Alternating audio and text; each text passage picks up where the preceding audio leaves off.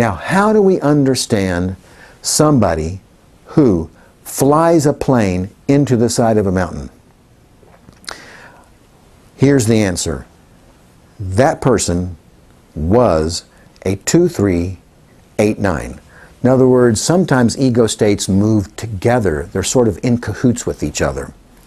He must have experienced a lot of woundedness as a child. Number 2, wounded child.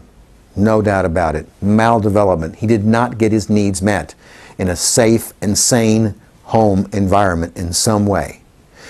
He probably was indulged in some way. And so that's the number 3 child.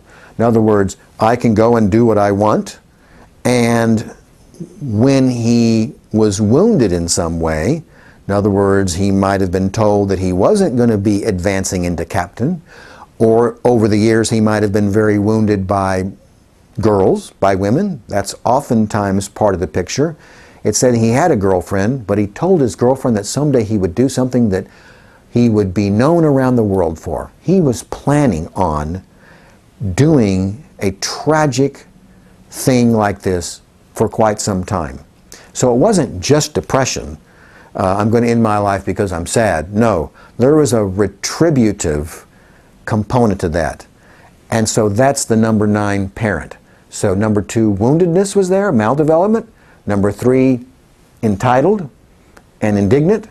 Coming up to critical parent. He was critical of all the people that had ever wounded him, ever rejected him.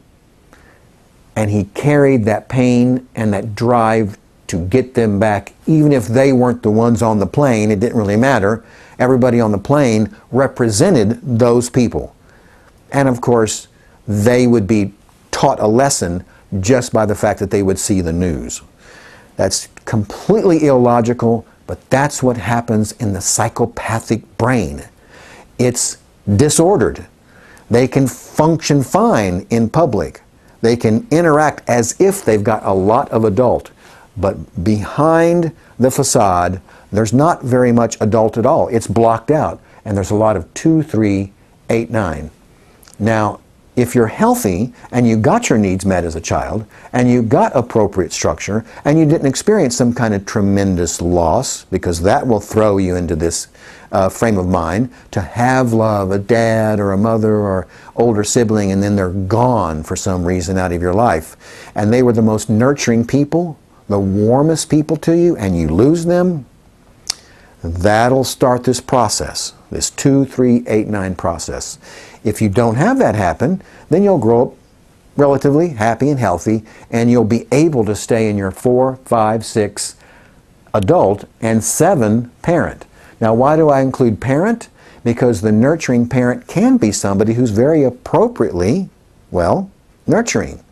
You can help a child, you can help a student, you can help a client learn something or accomplish something. There's nothing wrong with that, as long as you do it appropriately.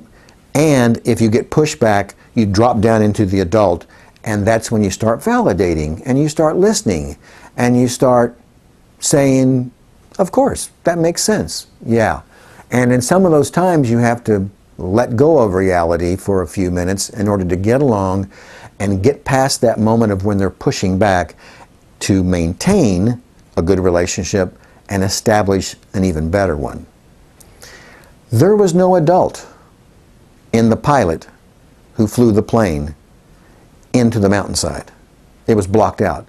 And every shooter, every terrorist who puts bombs in a mall or walks into a school full of kids and starts shooting them dead, every one of them is maldeveloped in some way. They did not get their childhood dependency needs met.